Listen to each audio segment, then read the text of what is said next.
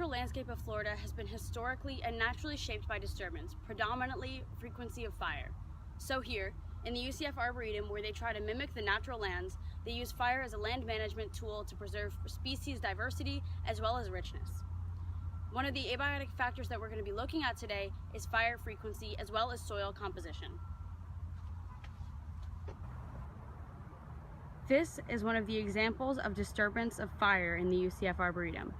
This is one of the recently burned sections, as you can see, there are very few canopy and sub-canopy trees here. This oak is looking burned itself with very few leaves. Here we can see some of the dominant sub-canopy species which thrive in burned areas, longleaf pines. But when we look more towards the ground, we can see that early successional species tend to dominate.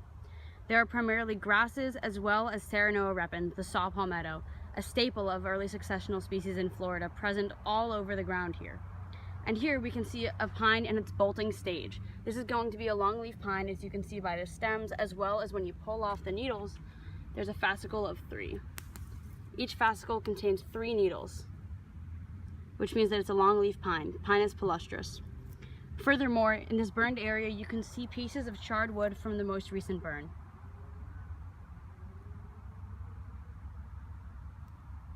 There are many species which thrive in this area. We can see that there are perennials and grasses as well as low early successional shrubs here. Sand has created a dry environment. Despite that Florida gets so much rain, it drains so well that very little rainwater actually retains in the soil.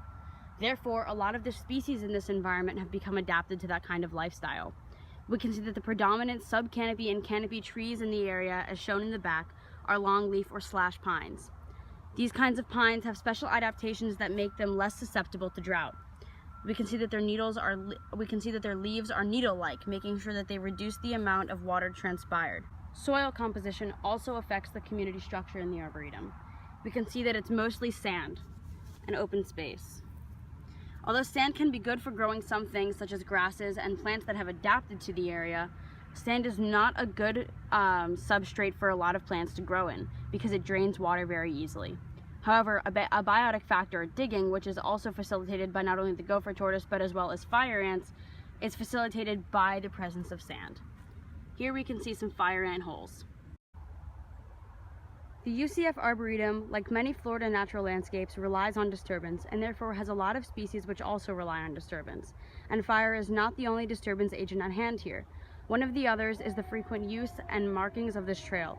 You can see here that there's been some cutting down of trees. And indeed, there are lots of species such as this muscadine grape that we can find all over the UCF Arboretum's disturbed areas. Muscadine grape, Vitis rotundifolia, thrives here. Here, in the oak hammock of the Arboretum, more late successional species are prevalent because of lack of fire, allowing upper canopy species such as the sand live oak to thrive. This is a perfect example of how less frequent fire promotes canopy and subcanopy development. Fungal communities flourish because of this lack of disturbance and proves the complexity of this environment.